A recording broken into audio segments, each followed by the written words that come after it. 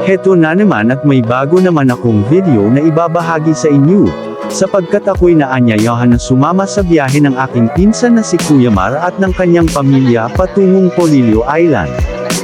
Ito'y isang isla na matatagpuan sa lalawigan ng Quezon Province, at syempre hindi mawawala si Kuya Bong na siya namang aming driver.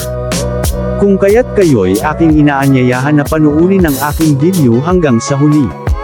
At sabayan nyo na rin ng pag-hit ng subscribe button, kung kayo ay hindi pa nakakapag-subscribe sa aking channel, maraming salamat po. Ngunit bago ang lahat ay nais ko kayong kamustahin at batiin ng magandang araw, at sana ay isa rin kayo sa tulad kong nakapagbakasyon kahit panandalian lamang, at na-enjoy ang mainit na panahon ng summer. At akin nang sisimulan ng kwento habang kami ay bumabiyahe. Ang aking pagbabakasyon dito sa isla ng Polillo, ay wala sa aking mga balak puntahan. Subalit dahil sa paanyaya ng aking pinsan, ako ay napasama sa kanilang plano. Ngunit para sa kanila, ito'y matagal nang nakaplano dahil sa mga kadahilanan. Una, nais ni Kuya Mar na makita o makilala ang kanilang pinsan sa panig ng kanyang ina, na matagal nang hindi nakikita, simula nang nagkahiwa-hiwalay sila sa Burias Island. Na isla naman ng Masbate, at simula noon nagkanya-kanya na silang landas, at ang iba ay napadpad at nakipagsapalaran sa ibang lugar tulad nitong Polillo Island. Sa tagal ng panahon at makalipas ang 4 na dekada, ngayon lang nila natunton ang bawat isa sa kanila, sa tulong naman ng teknolohiya at social media, at isa pang dahilan ay nais niya rin dito, celebrate ang kanyang birthday. At heto nga kami ay tumulak na papuntang pier ng Infanta Quezon, at kailangan makarating kami agad bago mag alas 2 ng hapon sa pier, dahil alas 2 ang last trip ng biyaheng bangka papuntang Polillo. Kung kaya't alas 7 pa lang ng umaga kami ay umalis na, dahil aabutan raw ng mahigit 4 na oras ang land travel, bukod pa sa oras ng sea travel na aabutan naman ng 2 oras. At upang mas mapabilis ang aming biyahe, dito kami dumaan sa Marilake Highway. Ito'y shortcut na daan papuntang Quezon, ngunit habang kami ay bumabiyahe ay aking napapansin na halos walang pampasaherong sasakyan na dumadaan dito, kaya pala walang traffic. At habang kami ay nagkukwentuhan sa biyahe, ay akin ring nalaman, ayon kay Kuya Bong na ang Marilake Highway, ay mula sa pinaikling pangalan ng Marikina, Rizal, Laguna at Quezon. Kung kaya't ito'y tinaguriang Marikina Infanta Highway. At ayon naman sa aking pagsaliksik sa Google, ang Marikina Infanta Highway ay nagsisimula sa intersection ng Katipunan Avenue sa Quezon City, malapit sa hangganan nito sa Marikina, bilang pisikal na pagpapatuloy ng Aurora Boulevard. Binabaybay nito ang lambak ng Marikina at dadaan sa Antipolo, kung saan bumabagtas ito sa sumulong highway sa Masinag Junction.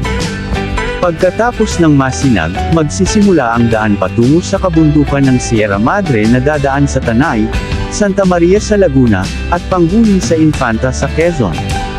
Ang kalsada ay sikat sa mga madalas na magkakarera ng motorsiklo na gumagamit ng mga kurbada at bulubunduking kalsada para sa mga joyride, na madalas na nagreresulta sa mga malalaking aksidente.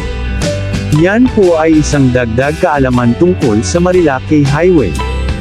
At mabalik tayo sa aming biyahe, habang binabaybay namin ang kahabaan ng highway, ako naman ay walang tigil ng kakakuha ng video sa tuwing may madadaanan kami na magandang view, habang ang dalawang ito na sina Lance at Lian naman ay walang tigil sa harutan, kung kaya't si Lian ang aking napagdiskitahan na kunan ng video dahil si Lance ay mahiyain sa camera, na may katabi naman na napagkamalan kong Muslim, na si Ate Vanessa.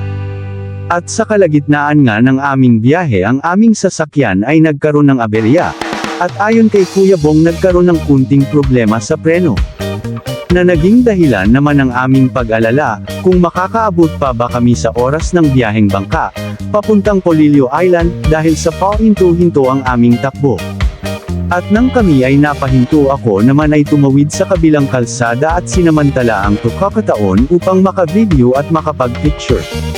At maya't maya pa kami ay bumiyahe na ulit, matapos ang ilang minuto ay napahinto na naman kami, upang pagpahingahin ang preno at buhusan ng tubig, Kung kaya't napag-isipan na rin namin na kumain ng pananghalian sa tabi ng kalsada. At matapos namin kumain kami ay pinapasok na sasakyan ni Ate Vanessa, dahil siya raw ay iihi at pupugli sa tabi ng sasakyan. Matapos na ngang umihi ni Ate Vanessa kami ay nagpatuloy sa paglalakbay at sa pahinto-hintong biyahe. Ngunit kalaunan na wala rin ang problema sa preno ng sasakyan, at sa awa ng Diyos kami ay tuloy-tuloy ng bamiyahe, hanggang sa makarating sa pier ng Infanta Quezon. At nang marating namin ang Infanta Quezon, agad naman namin binaba ang aming mga daladalang bagahe, at kami ay tumungo na sa daungan ng bangka at nagtanong-tanong muna kung saan ang bangkang biyaheng papuntang bayan ng Panukulan sa Polillo Island. At ito'y tinuro naman sa amin, ang akala ko ay sa Ruro kami sasakay. At yun pala ay sa bangkang malaki na may cottage. At bakas sa amin ang excitement na makasakay ulit ng bangka at makarating sa Polillo. Kung kaya't agad kami ay sumakay ng bangka at naghanap ng mauupuan. Medyo napaaga pa ang dating namin kahit na kami ay nagkaroon ng konting problema sa sasakyan. Habang kami ay nag-aantay ng ibang pasahero at oras ng pag-alis, ay amin munang ini-enjoy ang kapaligiran sa pamamagitan ng pagkuha ng video at pictures.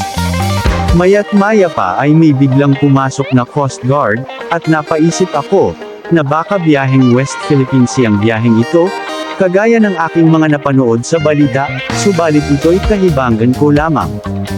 Kanilang chini-check pala ang bangka bago ito umalis, at pinagsuot rin kami ng life jacket, at nag-umalis na ang Coast Guard agad na namin inalis ito dahil sa mainit sa pakiramdam. Matapos na kami ay ma-inspection ng Coast Guard, ay hudyat na para kami ay umalis, at kami nga ay naglakbay na sa dagat sakay ang bangka. At ang aming pagdating sa Polillo ay inyong mapapanood sa part 2 ng video na ito.